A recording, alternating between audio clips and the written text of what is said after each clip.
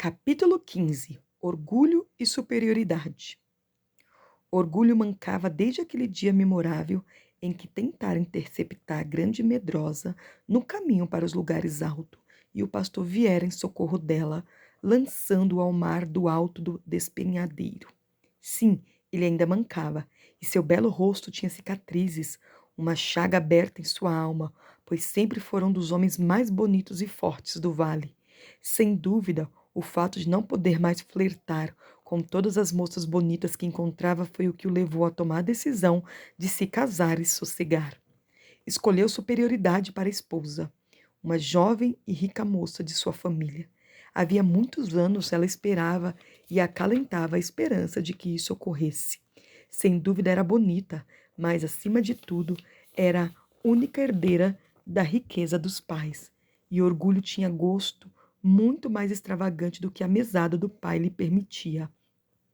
O casamento trouxe-lhe a fortuna oriunda de investimento numa companhia que realizava grandes operações de mineração em algum lugar do Vale da Sombra da Morte. Dizia-se que a mina produzia uma riqueza fabulosa e a renda dos pais de Orgulho, senhor Arrogância e Lady Altiva, era proveniente dessa fonte. Por mais estranho que pareça, grande medrosa, órfã, pobre, manca e criada na casa da senhora sombria e agorenta, foi a melhor amiga de infância de superioridade quando crianças. Grande medrosa e os três primos, desanimada, rancorosa e covardia covarde, foram seus companheiros de escola. Na verdade, ela não gostava dos três agorentos, pois tinha ciúmes da boa aparência de desanimada e da inteligência de rancorosa, e detestava o jeito briguento de covarde. Talvez isso se deva ao fato de os três fazerem com que ela se sentisse inferior, ao passo que defender a trêmula e maltratada grande medrosa lhe proporcionava um reconfortante sentimento de superioridade, algo que fazia bem à sua natureza, e esse sentimento era o alicerce dessa estranha amizade. Grande medrosa não apenas era feia e manca, também não se saía bem na escola, e superioridade não precisava ter nenhum receio de ser suplantada por ela. Os outros meninos e meninas em geral não gostavam de superioridade, porém ela possuía muito mais dinheiro que todos juntos e roupas muito mais bonitas, e todos sabiam que ela era a herdeira da família. Portanto, o respeito agradecido e a veneração de Grande Medrosa era um bálsamo e um incentivo à sua autoestima, dando-lhe a sensação de que tinha amigos. A amizade delas não acabou totalmente, nem mesmo quando saíram da escola, e Grande Medrosa entrou para o serviço do pastor. Na época, porém, Superioridade já sentiu uma dor aguda na alma por causa da negligência de Orgulho e da demora dele em lhe propor casamento, a despeito do fato de os pais de ambos os considerarem comprometido desde os tempos da escola.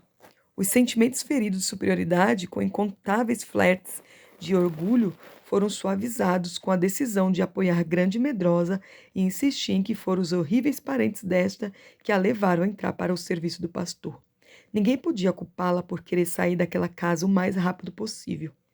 Depois que Grande Medrosa foi com o pastor para os lugares altos, o galanteador Orgulho, que ainda não havia feito a promessa de casamento à superioridade, foi para as montanhas a fim de tentar trazer Grande Medrosa de volta para casa. Ele não só fracassou em sua missão, como também retornou manco e com tantas cicatrizes no rosto que por fim sentiu que estava pronto para fazer o que superioridade esperava havia tanto tempo: casar-se com ela. Por esta razão, Superioridade disse a si mesma que sua amizade e a graciosa defesa de Grande Medrosa receberam a devida recompensa. Claro que, na condição de esposa de Orgulho, não era insensível bastante para falar de sua antiga amizade com Grande Medrosa. Afinal, Orgulho se acidentara por causa dela, e não havia necessidade de ficar falando na amiga durante a ausência desta.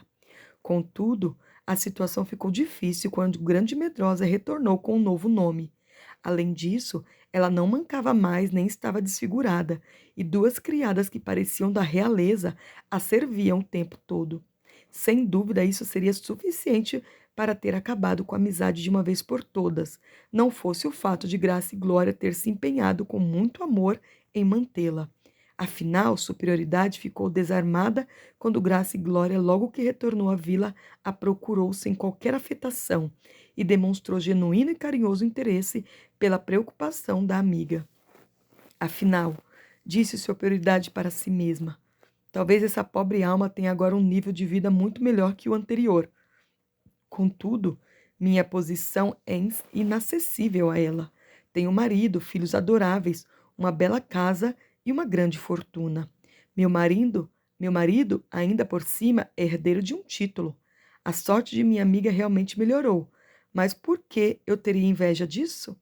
Com certeza, não devo anunciar nossa amizade na frente do meu marido, e Graça e Glória parece ser sensível bastante para também não o fazer. Contudo, é bom manter contato com os amigos do pastor, em vez de fazer inimigos sem necessidade, algo que Orgulho já descobriu sair muito caro. No entanto, Superioridade começou a perceber que não era tão fácil manter a amizade com Graça e Glória como pensara de início. Por mais estranho que parecesse, a despeito da grande diferença da posição mundana das duas, ela não conseguia deixar de sentir um crescimento sentimento de inferioridade e de inveja em relação a Graça e Glória. Sem dúvida, essa não tinha casa própria no vale, nem marido, nem filhos, nem posição social. Contudo, parecia viver como uma rainha. Aparentemente, as duas criadas reais faziam tudo por ela, e qualquer necessidade que tivesse era algo logo suprido. Além disso, desfrutava liberdade e independência. O mais extraordinário ainda era a crescente influência que ela parecia exercer sobre as pessoas. Por exemplo, a tia e os primos mudaram misteriosamente sua atitude em relação a Graça e Glória. Agora eram tão amorosos com ela quanto antes foram odiosos. Além disso, muitos de seus parentes temores estavam entrando para o serviço do pastor. A influência e o poder que ela parecia ter obtido graças ao seu relacionamento com o pastor e a forma em que convencia tanta gente a entrar para o serviço dele produziram uma pílula amarga demais para a superioridade engolir, pois fora ele quem humilhara seu marido. Agora o pastor, que sempre fora desprezado e ignorado por todo o clã dos temores, era aceito por todos eles como uma espécie de rei. O problema não era só a família da senhora sombria e gorenta, que não era rica nem importante, apesar de ser parente do senhor Temor. A Amargura, por exemplo, desistira de seu próspero hotel para seguir o pastor. Recentemente, acabara de anunciar sua intenção de deixar a administração do banco, pois o pastor o enchera de escrúpulos em relação aos investimentos das minas Vale da Morte, com os quais tantos clientes enriqueciam.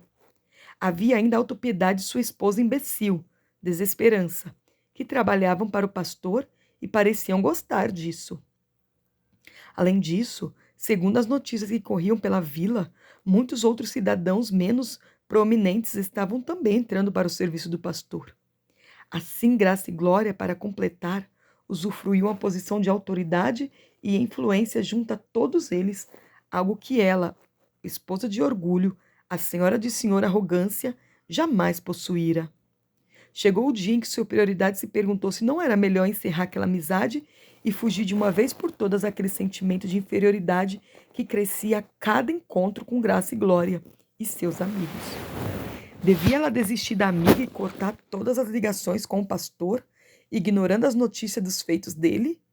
Ou seria melhor preservar a amizade e aceitar o fato de que a pessoa que um dia ela tratara como inferior fora promovido e a superara? Surpreendentemente, Superioridade escolheu a última opção.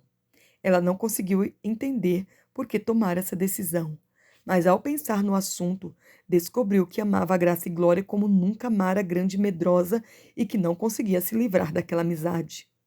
No momento em que admitiu esse fato para si mesma, percebeu também que, bem no fundo do coração, não só invejava a Graça e Glória, como também ansiava com paixão experimentar o que a amiga encontrara e conhecer o pastor.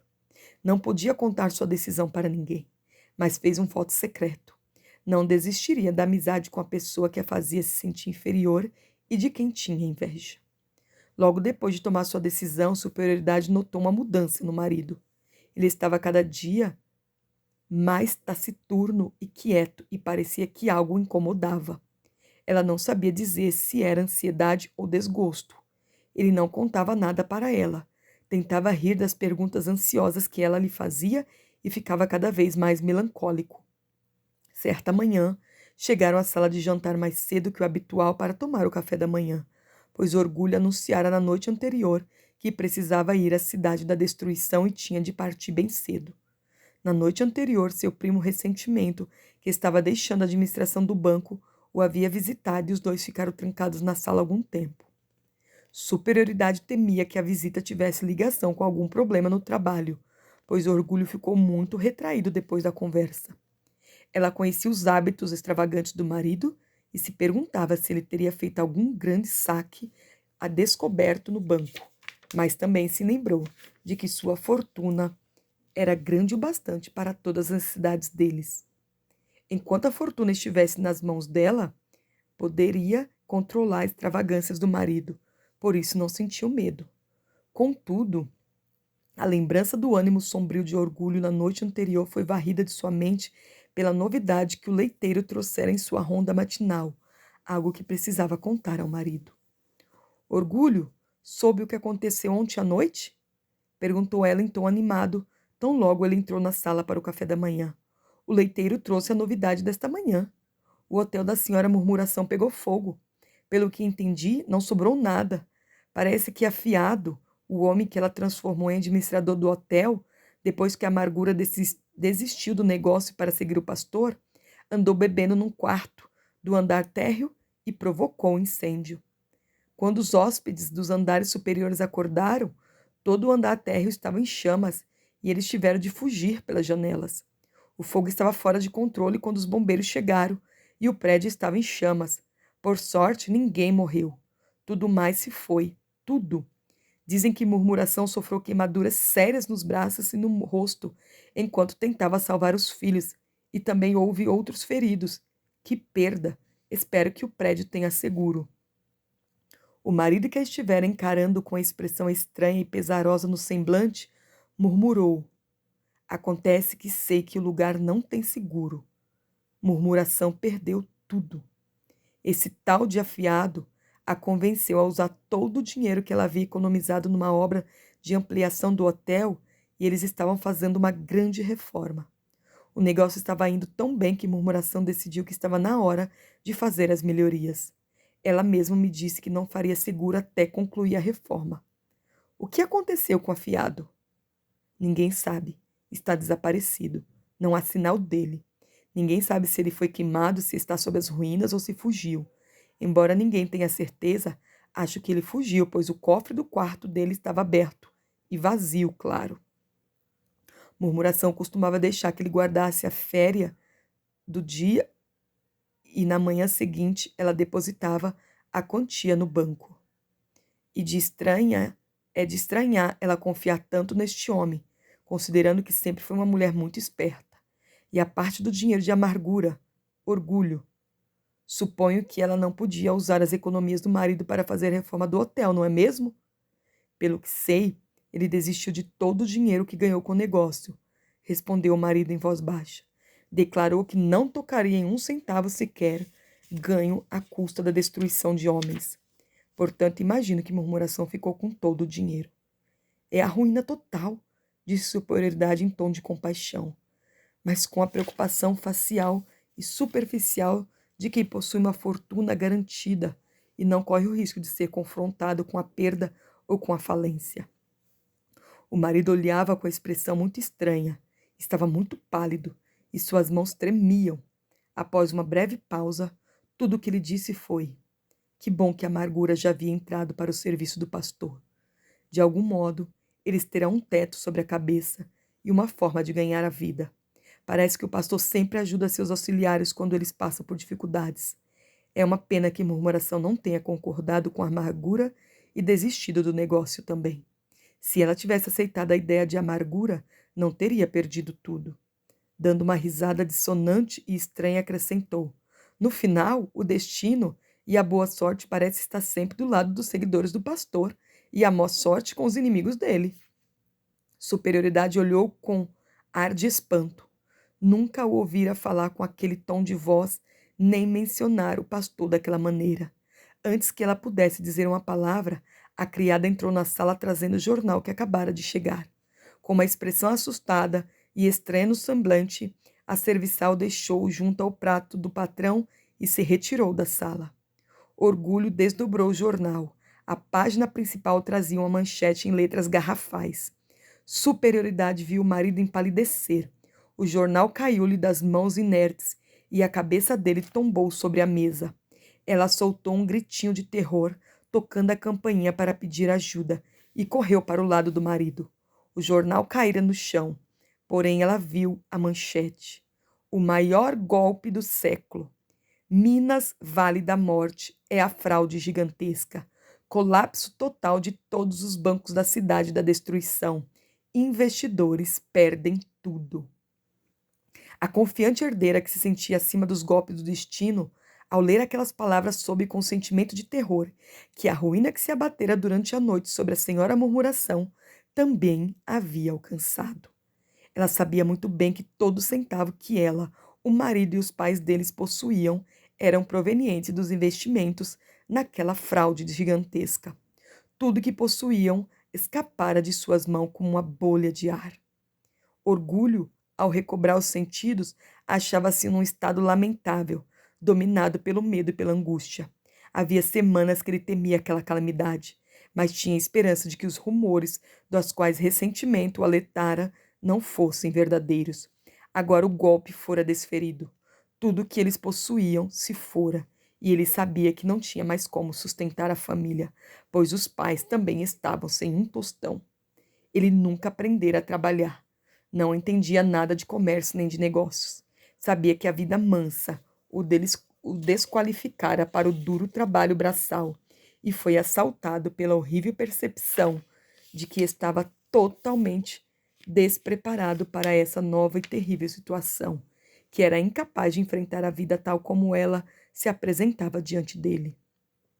O pensamento da esposa e dos filhos sozinhos sem um tostão o impedia de cometer suicídio. Contudo, a percepção de que era incapaz de fazer alguma coisa por eles, a não ser ficar com eles, era tão terrível que achou que não teria forças para aguentar a situação. Tudo em que ele sempre acreditara lhe fora arrancado de repente, e a constatação de que era incompetente e incapaz de administrar a crise levava-o a pensar que permanecer vivo seria uma desgraça. Superioridade também estava horrorizada com a descoberta da própria incapacidade de enfrentar a vida e suas exigências, de viver desprovida do conforto, das facilidades e dos prazeres que o dinheiro lhe proporcionara. Contudo, reagiu de forma diferente do marido. Talvez isso se devesse à decisão que tomara poucos dias antes de continuar a amar Graça e Glória.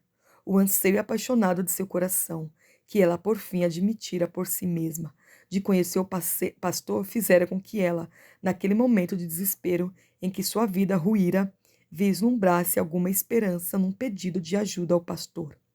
A reação de orgulho, quando em estado meio enlouquecido, por fim conseguiu ouvir a sugestão de que agora havia perdido tudo, procurasse aquele que desdenharam e rejeitaram por tanto tempo, foi de horror e vergonha. Como vamos fazer isso? Disse ele emitindo um som agudo.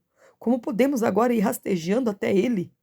Agora que estamos arruinados, vamos implorar a ajuda daquele a quem desprezamos, enquanto tínhamos fortunas e segurança? Podemos ao menos nos poupar da humilhação de rastejar como mendigos diante dele, pedindo uma esmola. Além disso, é improvável que ele nos vire as costas. Além disso, é provável que ele nos vire as costas. Mas somos mendigos agora, disse Superioridade com voz trêmula. Não é melhor enfrentar os fatos e reconhecer o que realmente somos? Não vejo esperança para nós, a não ser o pastor nos aceitar e nos ensinar algum tipo de trabalho útil, ainda que humilde. Orgulho gemeu angustiado. Não há nada que eu possa fazer. Há semanas penso nisso e procuro uma solução, depois de saber que essa catástrofe podia cair sobre nós. Mas não há saída, absolutamente nenhuma saída. O único escape para mim é morrer. Talvez o senhor pastor ajude vocês. Ele não quer nada comigo, pois sou há anos seu pior inimigo. Orgulho, disse uma voz calma e impotente. Orgulho, você e Superioridade estão dispostos a me ouvir? Marido e mulher, em meio à angústia, levantaram os olhos e viram o pastor ao lado deles na sala. O semblante dele tinha uma expressão firme e a voz era séria. mas também revelavam, Pai, compaixão e misericórdia. Os dois estremeceram diante daquela presença e caíram sem força aos pés do pastor. Contudo, ambos sentiram no fundo do coração um indescritível sentimento de alívio e de conforto. Orgulho e superioridade, continuou a voz calma e séria. A vida toda vocês fizeram jus ao seu nome, tratando os outros de forma arrogante. Mas em que consistia essa imagem da superioridade? No fato de possuírem riqueza, posses e privilégios que os outros não tinham? Nenhuma vez vocês se viram como realmente são. Agora que a riqueza e as posses que lhes davam essa atitude de superioridade lhes foi tirada, em que repousa a superioridade de vocês? De que vocês têm orgulho agora? Estão prontos para aprender comigo, que sou manso e humilde de coração, a encontrar descanso para a sua alma? Pois a mansidão consiste em alguém reconhecer quem realmente é, e a amabilidade é admitir a verdade sobre si mesmo e agir de acordo com ela. Os dois inclinaram a cabeça diante dele e de início não souberam o que dizer. Orgulho então murmurou quase como se fosse um soluço. Estás certos, pastor. Tudo isso é verdade. Mas como posso te pedir ajuda depois de todos esses anos em que desprezei? Você ainda é um tolo, Orgulho? Perguntou o pastor. Foi tolice me rejeitar todos os anos em que teve fortuna e imaginar que podia tocar a vida sem mim. Será que agora que conhece a desesperança total e não possui mais nada, não percebe que é insensatez continuar a me rejeitar? Ó homem tolo, não percebe que este mundo e a vida terrena foram arranjados para que, cedo ou tarde, toda a alma humana perceba que não é nada e que depende totalmente de mim? Não percebe que, já que vocês não aprenderam essa verdade enquanto possuía bens terrenos, só havia um meio de o amor fazer com que o entendesse, ou seja, tirando essas posses de vocês, deixá-los desprotegidos, vazios, despojados e expostos à percepção de sua verdadeira condição? O pastor continuou. Foi o amor, o próprio amor que trouxe essa dita ruína sobre vocês. Pois será que, de fato, o amor derruba e destrói a fachada que vocês edificaram para esconder a verdade de vocês mesmos é realmente uma ruína? O amor fez apenas com que vocês enfrentassem a realidade a respeito de si mesmos. E fez isso para que se vissem como realmente são, não como se imaginavam em sua mente cega. Assim, vão teimar em rejeitar minha ajuda e minha graça, com a desculpa de que agora descobriram que são indignos delas? Vai insistir nessa loucura, Orgulho? Ou vai se humilhar para que eu possa transformá-lo no que quero que você seja? Senhor, disse Orgulho com voz trêmula, peço-te que me desculpe por perguntar, mas pode realmente fazer alguma coisa com alguém tão inútil e desprezível quanto eu? Posso fazer com que você se torne a pessoa que planejei que fosse quando o criei. Se você for manso e humilde de coração, eu o ensinarei e mostrarei como usar para minha glória todos os benefícios e privilégios que até agora desfrutou. Mas você tem de estar disposto a começar do início, do nada. Deve estar disposto a aceitar das minhas mãos a perda de tudo o que você valoriza na vida e, em troca, aceitar tudo o que desprezou até hoje. Uma posição humilde, pobre e vil aos olhos do mundo. Você precisa aprender um novo padrão de valores e adaptar seus desejos àquilo que eu escolher para você. Orgulho, sei que minhas palavras são duras, mas essa é a verdade que você se negou a encarar durante toda a sua vida. Um silêncio caiu na sala quando ele terminou de falar. O homem que odiara e resistira por tanto tempo ao Senhor do amor, o homem que ficou manco por causa de sua teimosia e depois perdeu tudo por continuar a resistir, e a mulher que, como o marido, se recusava a ver a si mesma como realmente era, agora se quedavam mudos e imóveis. Refletiam para decidir se aceitariam a verdade a respeito de si mesmo ou se a rejeitariam. Finalmente, Superioridade levantou-se, foi até onde estava o marido, segurou suas mãos e disse com voz trêmula: esta é a grande oportunidade da nossa vida. Nós fomos tolos. Que tal deixarmos de ser tolos hoje em diante?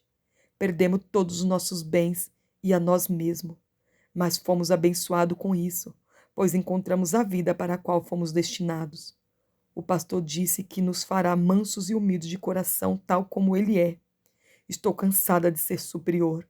Você não está cansado de ser orgulho? O marido também se levantou e os dois se aproximaram do pastor. Ajoelharam-se diante dele e disseram: Senhor, não somos nada. Somos simplesmente mendigos indignos de pedir tua ajuda. De hoje em diante, porém, somos teus servos para sempre. O pastor, com infinita bondade e doçura, falou: Meus servos, manso e humildade de coração, aprendam de mim e vocês encontrarão descanso para suas almas, pois o meu jugo é suave e o meu fardo é leve.